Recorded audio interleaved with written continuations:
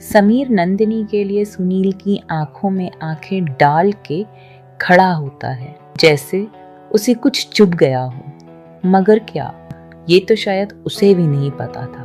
क्यों परेशान कर रहा है मेरे क्लास की स्टूडेंट को? वो तो प्रॉक्टर बन गया है। याद रखिए, मेरा इलाका है, तेरा नहीं। ये सारी यूनिवर्सिटी है, मेरा इलाका है। और अगर इंट्रो का इतना ही शौक है तो अपने डिपार्टमेंट के फ्रेशर्स को पकड़ना। नंदिनी चुपचाप खड़ी सब कुछ देख रही थी। पता नहीं क्या होने वाला था। मुझसे पंगा मत लेना।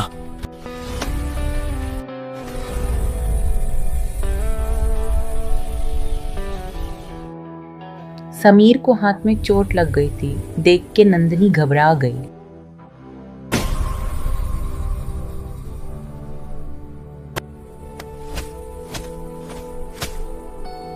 नंदिनी को कुछ समझ नहीं आ रहा था।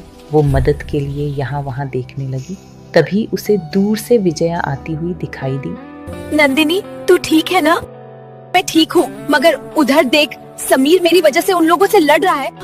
प्लीज कुछ करो ना, उसको हाथ में चोट भी लग गई है।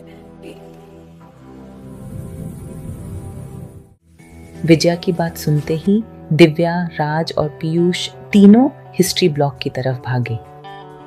वहां पहुंच के तीनों ने देखा समीर और सुनील आपस में उलझे हुए थे। फाइट जोरों से चल रही थी। नंदिनी, क्या हुआ? तुम ठीक हो ना? किसी को कुछ समझ नहीं आ रहा था। लड़ाई कैसे रोकें, या रोकें भी या नहीं, दोनों के बीच में कौन जाएगा। कि तभी प्रॉक्टर वहां आ गए। प्रॉक्टर आ रहा है, चलो यहां से।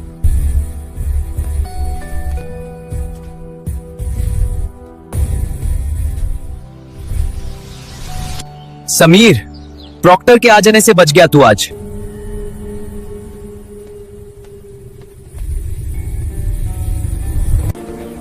क्या चल रहा है? तुम दोनों फिर लड़ रहे हो। I will suspend you both. Sameer, I am very disappointed. यही करने आए हो तुम यहां? सॉरी सर, आगे से नहीं होगा।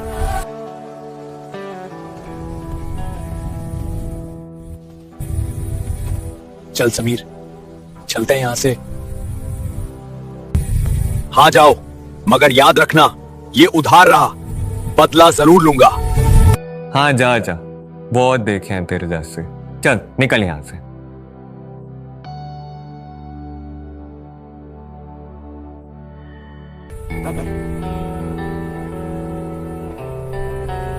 चल नंदिनी, हम भी चले यहाँ से। और देर यहाँ रुकना ठीक नहीं है। अरे तुम लोग जाओ, मैं समीर को देख के आती हूँ। उसके हाथ में चोट लगी है।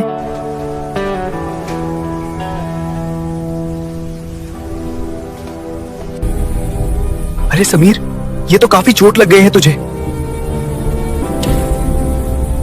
अरे कुछ नहीं है, जरा सी खरोंच है, ठीक हो जाएगी। चल चलते हैं। ठीक है, मैं बाइक निकलता हूँ, तू आ जा। क्या कहा तूने नंदिनी? बिल्कुल पागल हो गई है ये। अभी बची है उन गुंडों से, मगर फिर आग में जाना है। पागलपन नहीं, इंसानियत कहते हैं इसे।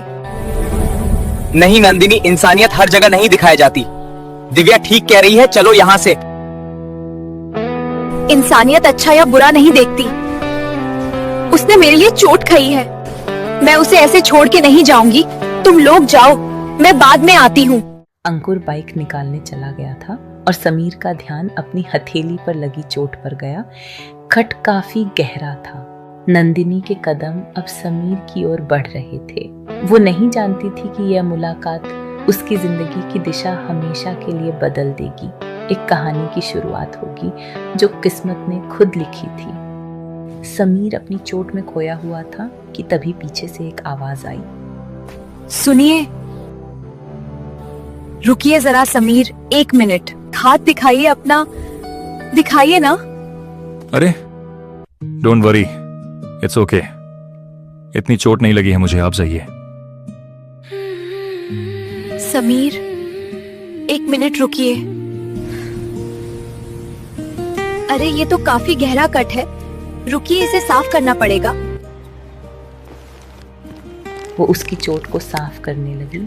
समीर ने उसकी ओर देखा और बस देखता ही रह गया।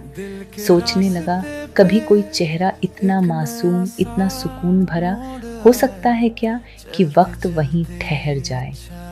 घाव पोंछने के बाद नंदिनी ने उस पर बहुत ध्यान से बैंडेड लगा दी। समीर के लिए यह एहसास बिल्कुल अलग था, इसलिए भी क्योंकि वो पहली बार किसी लड़की की आंखों में अपने लिए डर नहीं, परवाह देख रहा था। ये एहसास जैसे बिजली सा दौड़ गया समीर के भीतर, जैसे कुछ अलग था उसकी समझ के परे। अब ये घाव जल्दी ठीक हो जाएगा, आप टिटनस शॉट लगवा लीजिएगा। नंदिनी उससे बात करे जा रही थी, मगर समीर वो उसे बस देखे ही जा रहा था।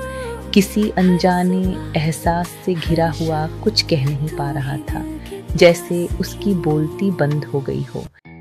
उस पल कुछ बदल गया, जैसे किसी नई कहानी की शुरुआत हो रही हो। बेइंतहा इश्क, अब तन्हा तू, खामोशी में भी तेरा ही एहसास क्यों।